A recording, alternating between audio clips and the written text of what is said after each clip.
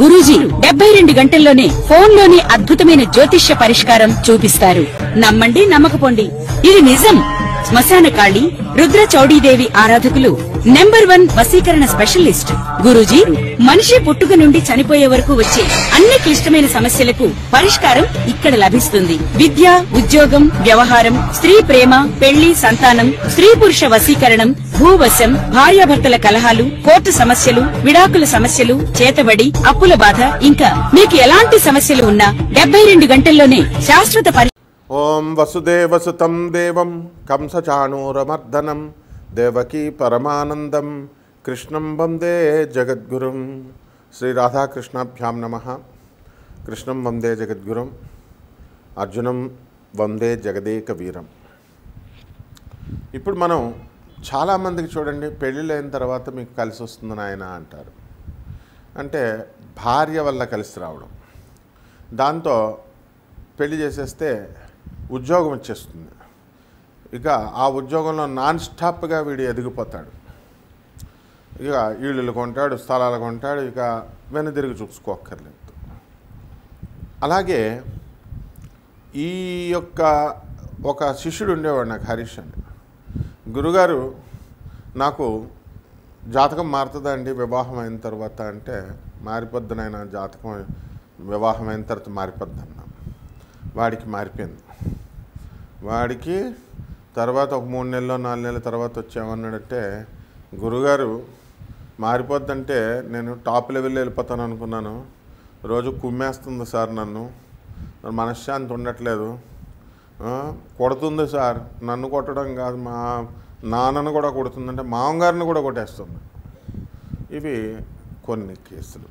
అంటే ఏంటంటే జాతకం మారుతుందా అంటే కేవలం మనం వీడి పాపం మా హరీష్ గారు ఊహించుకున్నాడు, ఎలా పెళ్ళైపోయిన తర్వాత చాలా టాప్ లెవెల్కి వెళ్ళిపోతానేమో నేను అందరిలాగా అని. కానీ ఇక్కడ చిత్త కుమ్మేస్తుంది విషయం వీడికి తెలియదు. మనకు తెలిసినా వాడి వెండగా మీరు అందరూ ఏమంటారు, ఉన్నదన్నట్టు చెప్పడం మనం ఒక్కళ్ళమే చెప్తాం, అందరికీ తెలుసు, ప్రపంచం అంతా తెలుసు, ఓపెన్గా చెప్తాం. అయితే మీరేమంటారు, జాతకాలు అనేవి మంచిగా ఉండాలని చెప్పించుకుంటామండి, అంతేకాని ఉన్నదన్నట్టు చెప్పించుకుంటామండి. I'm not satisfied. ఇంకెందుకమ్మా, నాన్ కమర్షియల్ ఆస్పెక్ట్తో మీకు ఫ్రీగా చెప్తున్నా సరే జాతకాలు, మీరు వినడానికి రెడీగా లేకుండా అబద్ధాలు చెప్పే సొల్లు చెప్పే వాళ్ళ తీయపు మాటలు, తేనెపు మాటలు మీకు తీయగా ఉంటాయి, హాయిగా ఉంటాయి మనసుకి. కాబట్టి కొంతమందికి ఇలా ఉంటాయి బిటర్ ఎక్స్పీరియన్సెస్. ఇది దేనివల్ల అంటే శుక్రుడు వల్ల.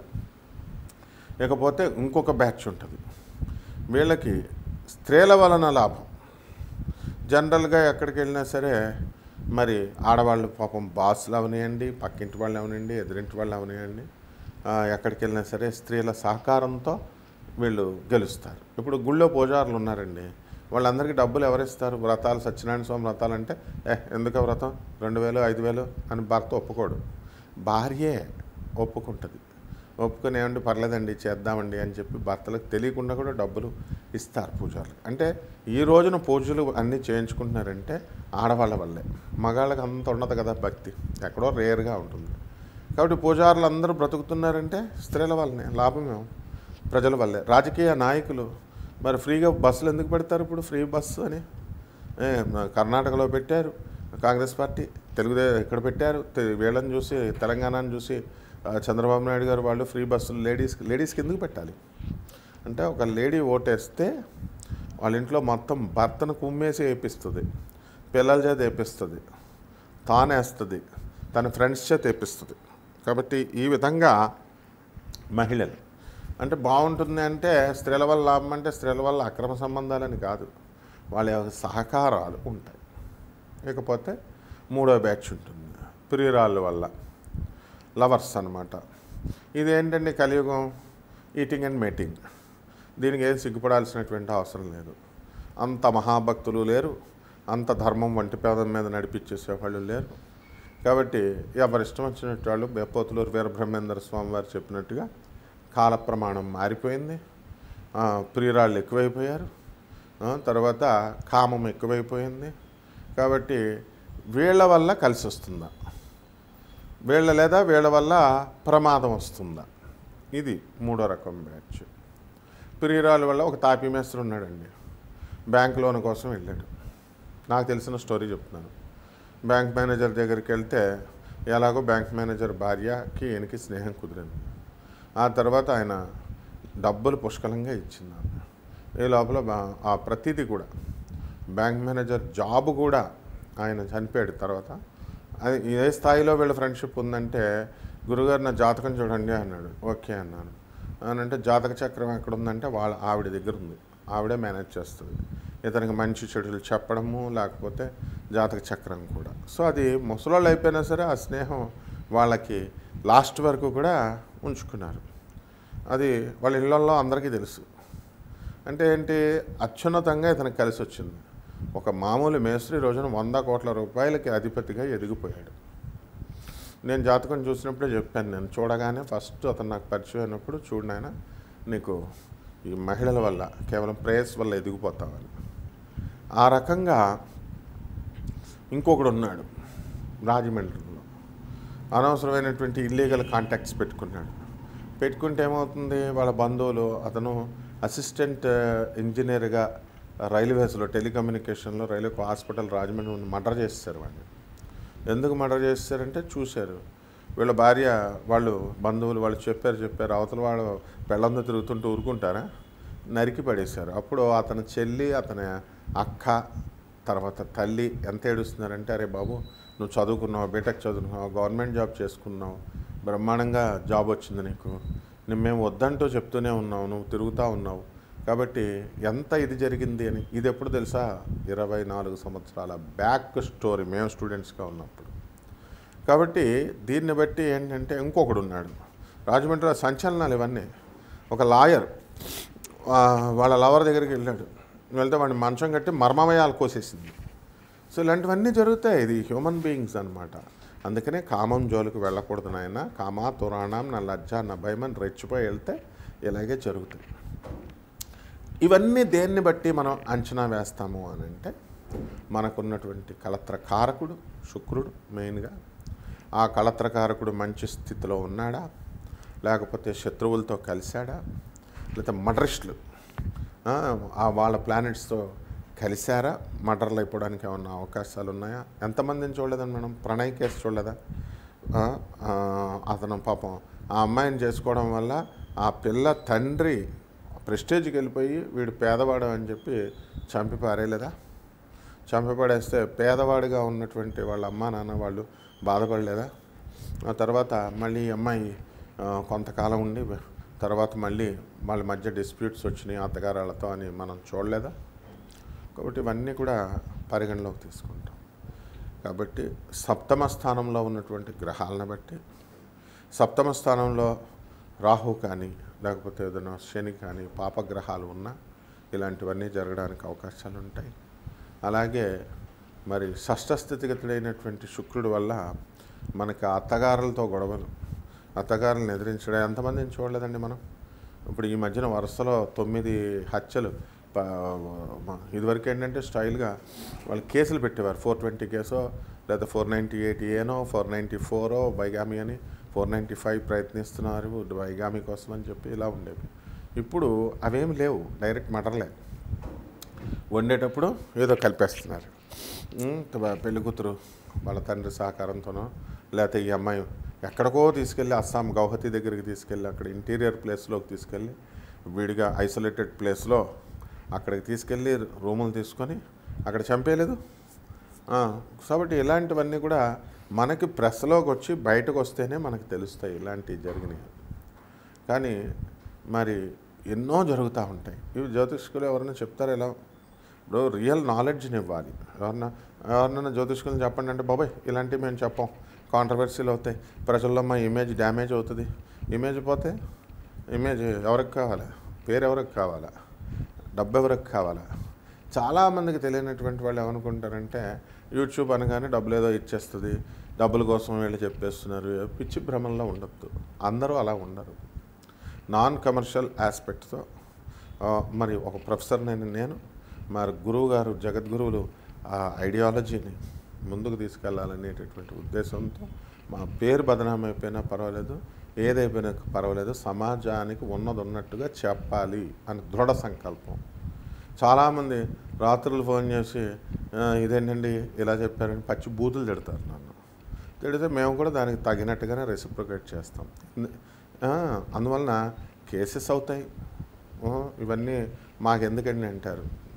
మేము కేసులు పెట్టలేమా? ఎందుకులే ఫోన్లే స్టూడెంట్స్ లాంటి వాళ్ళు అని చెప్పి వాళ్ళు కూడా తెలుసుకుంటారని. కానీ వాస్తవాలు ఇవి. కాబట్టి ఇవన్నీ కూడా శుక్రగ్రహాల వల్ల, ఒక స్త్రీల వల్ల చాలా తలపోట్లు జరుగుతాయి ఈ యొక్క అక్రమ సంబంధాల వల్ల. అందువల్ల వీటికి దూరంగా ఉండమంటున్నాం. ధర్మ మార్గాన్ని వెళ్ళండి అని చెప్తున్నాం. ఇది కూడా తప్పు అనుకుంటే అట్లా. కాబట్టి ఇవన్నీ గోచార రీత్యా జరిగేటటువంటి ఫలితాలు ఇవి.